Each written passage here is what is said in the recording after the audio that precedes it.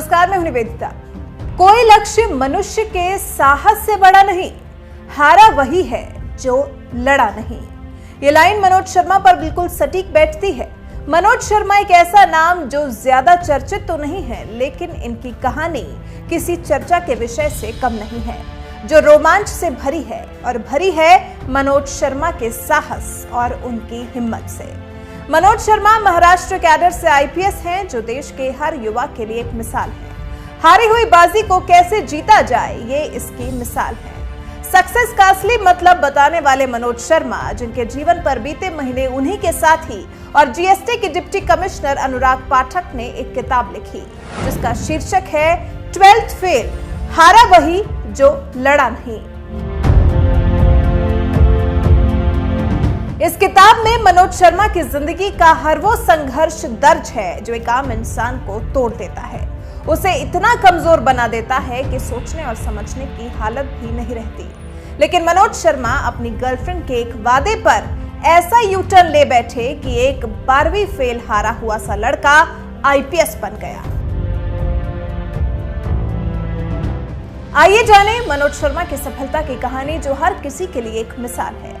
2005 batch के Maharashtra cadre से IPS Manoj Sharma अभी मुंबई में additional commissioner of west region के पद पर तैनात हैं। मध्य प्रदेश के मुरैना जिले में जन्मे मनोज 12वीं तक पढ़ाई में बेहद मामूली छात्र की तरह ही रहे। वो 9वीं, 10वीं और 11वीं में 3rd डिवीजन के साथ पास हुए, और वो भी नकल करके। मनोज 12वीं में भी नकल करके ही जैसे तैसे पास होना चाहते थे, और फिर टाइपिंग सीखकर कहीं न कहीं जॉब, जिसके लिए उन्होंने 12वीं की परीक्षा में नकल करने का भी पूरा प्लान बना रखा था। लेकिन एसडीएम ने स्कूल में सख्ती बढ़ा रखी थी, तो वो नकल भी नहीं कर पाए और फेल हो गए। लेकिन एसडीएम की पावर को देखकर मनोज के मन में ऐसा ही पावरफुल इंसान बनने का ख्याल आया। लेकिन मनोज 12वीं में फेल होने के बाद रोजी रोटी के लिए अपने भाई के साथ टेम्पो चलाते थे। एक दिन टेम्पो पकड़ा गया। एसडीएम से मिलकर टेम्पो छुड़ाने की बात करनी थी। मनोज उनसे मिलने तो गए, लेकिन टेम्पो छुड़वाने की बात करने के बजाय ये पूछा कि आपने इस पद पर आने के लिए तैयारी कैसे की, और तय कर लिया कि अब तो यही बनेंगे। और फिर क्या, कुछ ही दिन में मनोज अपने घर से थैला लेकर ग्वालियर आ गए। मंजिल लंबी थी और रास्ता बेहद मुश्किल। इस रास्ते पर चलना मनोज के लिए बिल्कुल आसान नहीं था। तमाम परेशानियां थी, पैसों की तंगी थी, खाना तक नहीं था। हालात ऐसे थे कि मंदिर के बाहर भिखारियों के पास सोना भी पड़ा। लेकिन तमाम मुश्किलों के बाद भी हौसला बुलंद था। वो टूटे नहीं। किस्मत ने भी थोड़ा साथ दिया तो लाइब्रेरियन कम चपरासी का काम मिल गया। कवियों और विद्वानों की सभाओं में बिस्तर बिछाना, पानी पिलाना, मनोज पेट भरने के लिए ये काम करने लगे, और इस लाइब्रेरी में रखी किताब मनोज के सपनों को उड़ान देने लगी। गोर्की और अब्राहम लिंकन को पढ़कर मनोज ने एसडीएम बनने की ठान ली और तैयारी शुरू कर दी।